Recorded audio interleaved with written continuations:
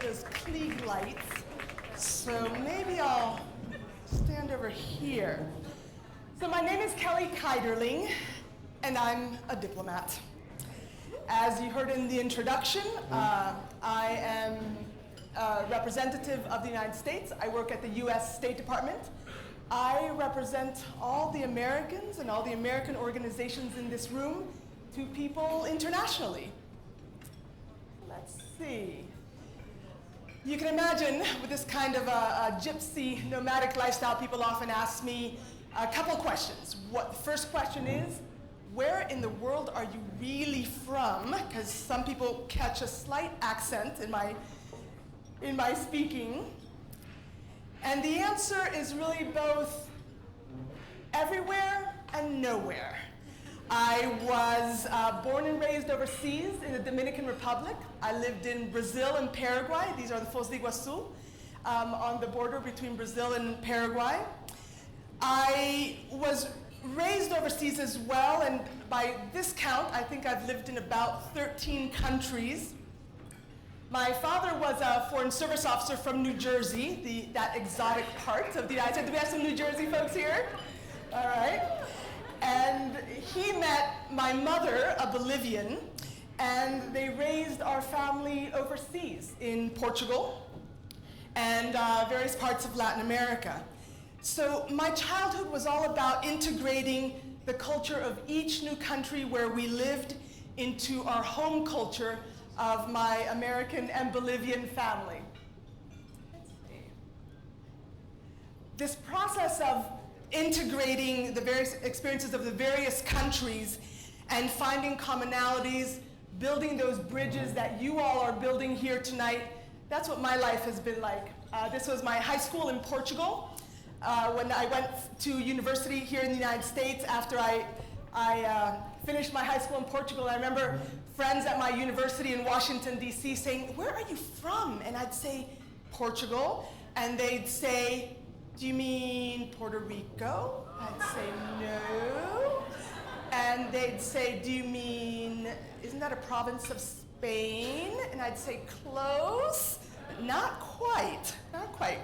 So the second question that I've often gotten is, what do you do? And the long answer is, I represent the government and the people of the United States to people who have different life experiences and different assumptions than we do and different cultures. I find commonalities, and the short answer is, I'm a diplomat. But I must say I feel a little uncomfortable. Take it away, Diane. I think it'll be better if you manage the clicker. I must say I'm a little uncomfortable using that word diplomat because to me it sounds a little stuffy, a little old-fashioned, and I don't think of myself and I don't think of our American diplomatic corps as stuffy or old-fashioned at all. Very often the word diplomat sounds like Ben Franklin, our first American diplomat, going off across the seas to meet with the French king and ask the French king for support for our revolutionary forces against the British crown. And diplomat also sounds a little like in the 19th century, those tall ships, and you would have diplomats in tall hats and pinstripes heading off across the seas to sign commercial agreements in ports far away. And if you're of my vintage of the 20th century, diplomat might sound like Nikita Khrushchev, the premier of the Soviet Union, banging his shoe in the United Nations and railing against the United States. But really, I think the reality of today's 21st century diplomacy is quite a bit different from that 18th, 19th, and 20th century diplomacy. Diplomacy is no longer just something that happens between government officials behind closed doors. And when we're debating that international agenda, now today's diplomacy still most definitely includes Secretary of State John Kerry helping broker the Iran nuclear talks just earlier this week. A round of applause, please, for our Secretary of State. Yay. There we go. So there's no question that diplomacy still very much involves diplomats heading out across the seas and negotiating agreements. But today's diplomacy also must include these networks of citizens from West Africa and from the Gulf states here, sitting around a room and talking with our networks of American citizens, helping us in government find the common solutions to the world's global challenges. Our 21st century is so complex and so integrated, and there's so many transnational debates that are happening millions of times a second, given our modern travel and our modern business and our modern technology and our academic networks and our public policy networks. Those networks have brought the big outside world here to the United States, and we Americans have also sent our citizens and our ideas and our conversations and our debates internationally. Thanks to the International Visitor Leadership Network, like you help infuse all those millions of conversations that are happening around the world. You help infuse them with our own American ideas and debates and struggles as well. So governments need citizens and non-governmental organizations helping identify the world's problems and research the solutions to the world's problems and resolve those global challenges that face our foreign policy agenda. So a couple words about our foreign policy agenda.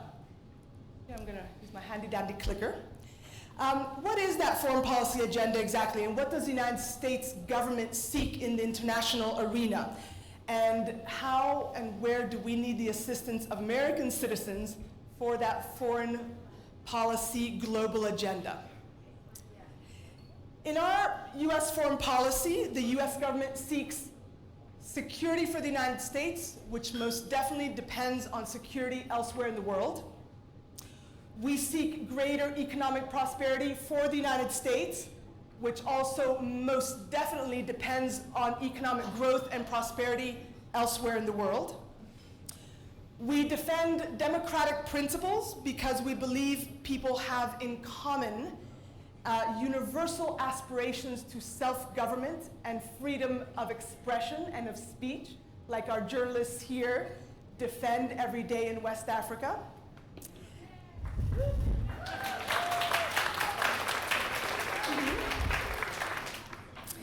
We seek greater social justice because it reflects our own historical struggles and our ongoing struggles here in the United States to make our own nation more just, a more perfect union, and to increase that scope of human rights that belong not just to American citizens, but that we believe are universal to humankind.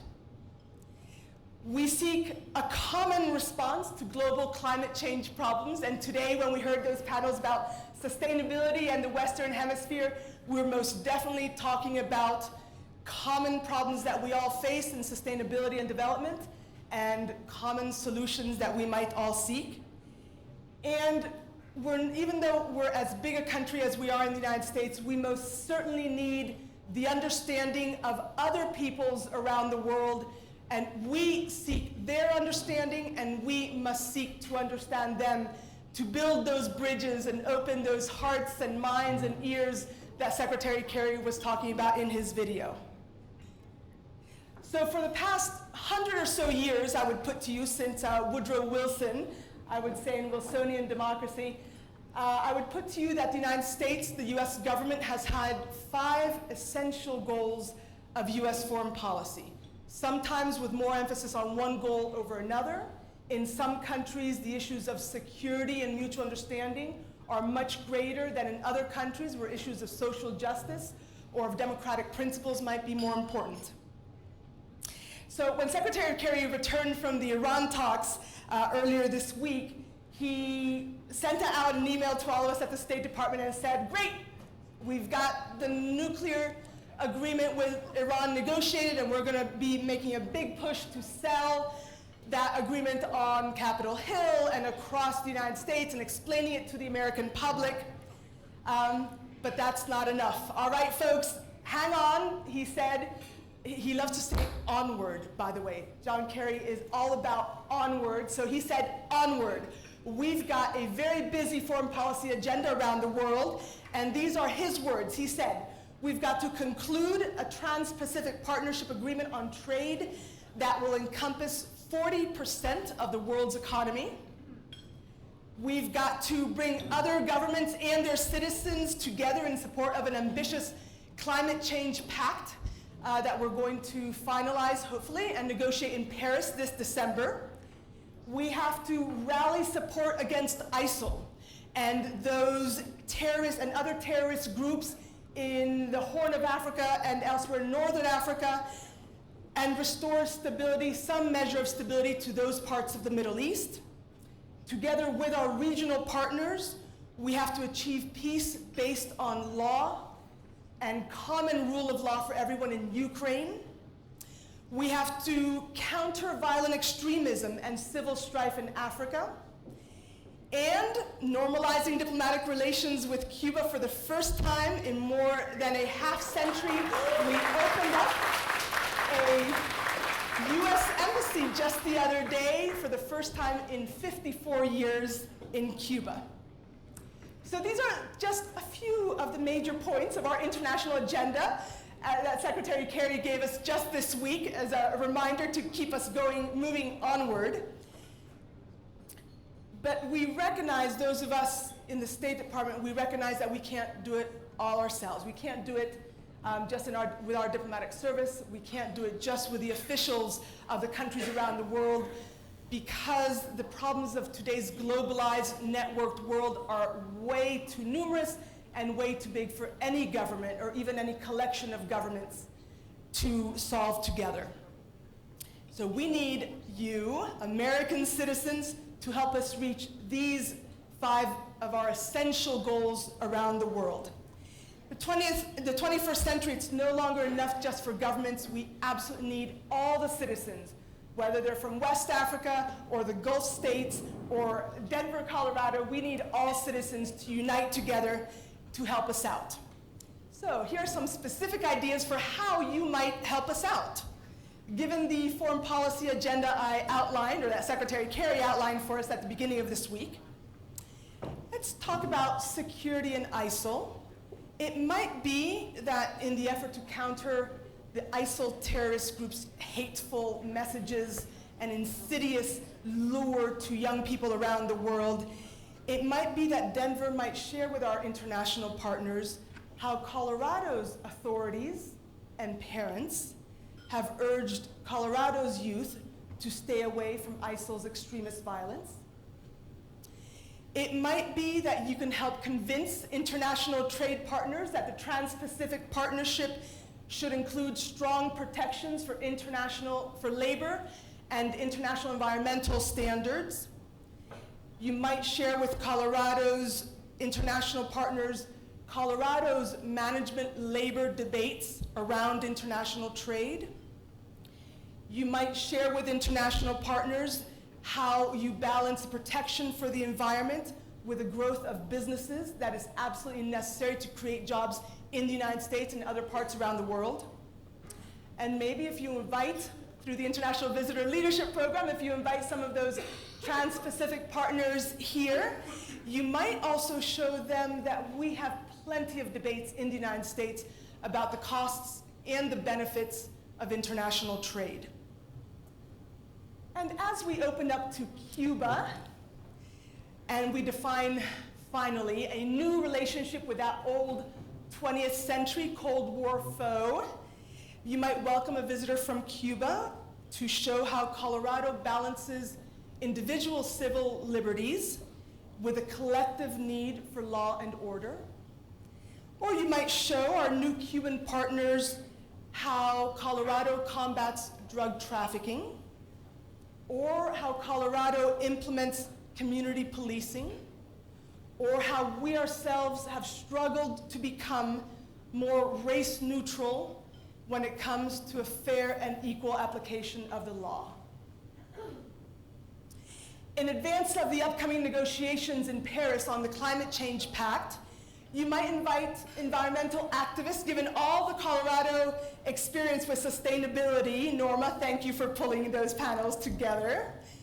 Given all that information, that experience that Colorado has with sustainability, you might invite environmental activists or business development experts here to debate how and to what extent governments should curb carbon emissions, or how much of the cost of reducing carbon emissions a city like Denver or a state like Colorado can indeed absorb. These are debates we have here in the United States. We should be ready to share the costs and the benefits and the struggles that we have in our own society with our partners from elsewhere in the world.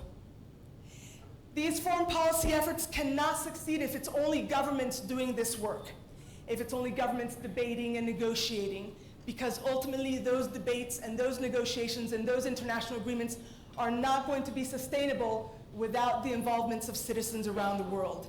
So we need you, especially you, World Denver, who are the active members of our global community, to connect with partners internationally and to increase mutual understanding, to share Denver's experiences by hosting visitors or exchanging tweets.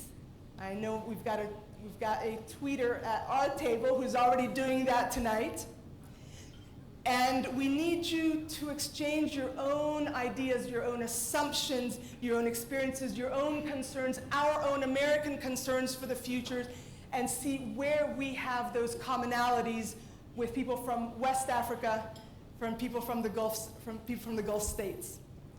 Governments, of course, will continue making those decisions that affect us all, but they're no longer the sole voice in international affairs in the 21st century, not in our networked, globalized world. So it's your engagement, whether it's in person, like in a room like this, or by tweets and social media internationally, once our guests have returned home. It is your involvement that's going to make the affairs of state evolve to a point where we can find common solutions to the world's common problems. So today, citizens around the world have more involvement in international affairs.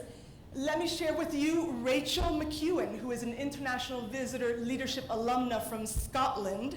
And here's Rachel talking about how she views international affairs.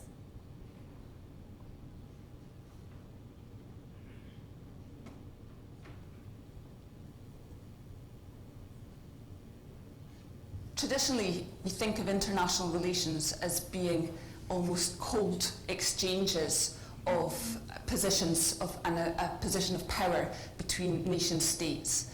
And that was certainly the way in which the world was dominated its thinking on international relations.